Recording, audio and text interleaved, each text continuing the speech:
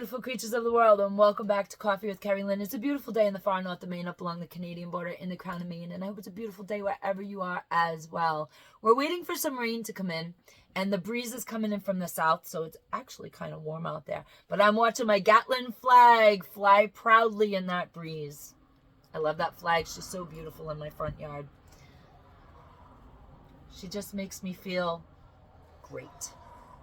Ladies and gentlemen, beautiful creatures of the world, we're going to talk about the open border policy, the illegal migrants coming into our country on the northern border and on the southern border. The problem rests mainly in the south, but we do have a problem up here on the northern border, straight through the northern border. And we do have a problem in Maine. The difference between the illegal criminals crossing the border in Maine is our law enforcement stops them and detains them. That simple. They know where they cross. They sit there and wait. They scoop them up. And that is how it works in the north. Because that's happening, you ain't going to hear about it on the news anywhere in the country. It's actually a crisis on the northern border as well. They're not coming through in the tens of thousands, but they are coming through often. Our illegal criminal border crossings are up 178% from 2 years ago. Just the other week, about 2 weeks ago, we had 5 Chinese nationals cross the border in a different spot, one town away from us. Usually they cross an hour away from where we live. Now they're crossing one town from where we live. Less than 15 minutes from our house, they're starting to cross over. And when everybody's picked up, they often are, they are picked up more than they are not picked up. Our law enforcement sits there waiting, and they're always going to New York City. Fancy that. Sanctuary city of the United States of America. They want to go to New York City. I guess they're getting a fancy hotel room and money to spend, but that's where they're headed. It's absolutely abhorrent. Now, on the southern border, that's a terrible crisis. The open border policy is not working. In case the Democrats didn't know. It's not working, guys. As far as I'm concerned, every single Border Patrol agent that allows these people to come into our country, that processes them through, gives them a bus ticket, gives them a plane ticket, gives them some money on a credit card, a debit card, you're as guilty and as culpable for the crimes that they commit as they are. And that is just fact. They're doing their job on the northern border, but they're not doing their job on the southern border. And I don't want to hear no crap about they're just following orders. You have one job, and that is the security of our country. Let's start doing our job. Let's start doing our job. If you didn't see the Dr. Phil interview where he went down on the southern border and he was talking to the high up mucky muck down there of Border Patrol, they let him know that these kids, these children are crossing the border with phone numbers attached to them. They also know that the phone numbers most likely aren't relatives. When they call the phone number, they know they are either calling a human traffic ring. Being careful here because I don't really want to be booted off these platforms. Or a sweatshop. Ladies and gentlemen, beautiful creatures of the world, Border Patrol agents are picking up a telephone, talking to a stranger, asking if they're expecting a child and where to send that child to. And the head of the entire operation down there admitted to Dr. Phil, you go Google all this and you find that interview, admitted to Dr. Phil, he knows that they're not always going to relatives. He knows they are going to sweatshops or child trafficking rings. Let that sink into your head. Let it sink in, because it is absolutely horrifying. Ladies and gentlemen, beautiful creatures of the world, this is why I say Border Patrol agents on the southern border are just as guilty of the crimes that happen in this country at the hands of the illegal criminals coming through the border. Every man, woman, and child that enters this country without paperwork, through the back door, so to speak, is a criminal. And so are the agents allowing this to happen, allowing the abuse of these children to happen. Ladies and gentlemen, beautiful creatures of the world, I'm offended by how the president mispronounced Lakenrileya's name and didn't even bother to correct himself.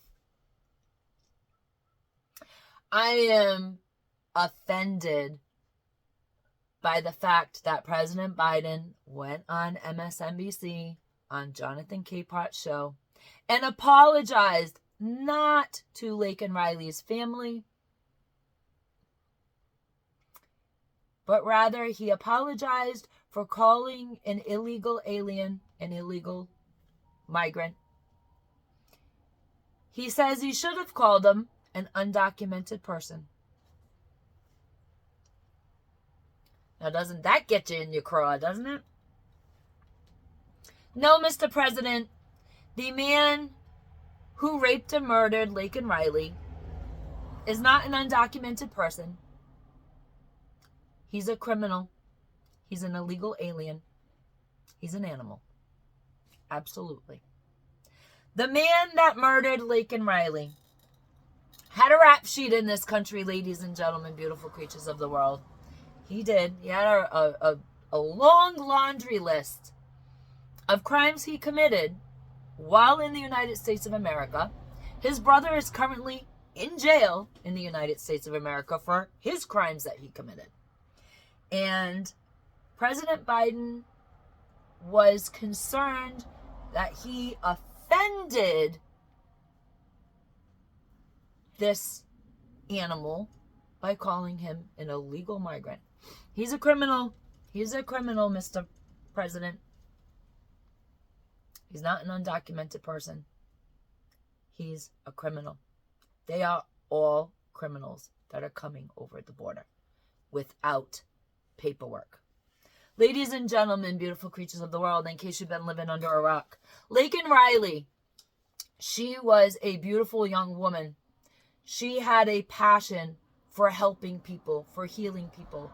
She was going to become a very productive American citizen. She was born here. She was bred here. She was striving for the American dream, and it was ripped out from underneath her when an illegal, criminal, migrant animal raped. And when she had the audacity to fight him back, he smashed her skull in. Let's just call it what it is. It was a very violent end to a very beautiful life. Now, there is something that most people don't realize. While President Biden is going on with his apology campaign, not to Laken's family, but to all the undocumented people coming across the border,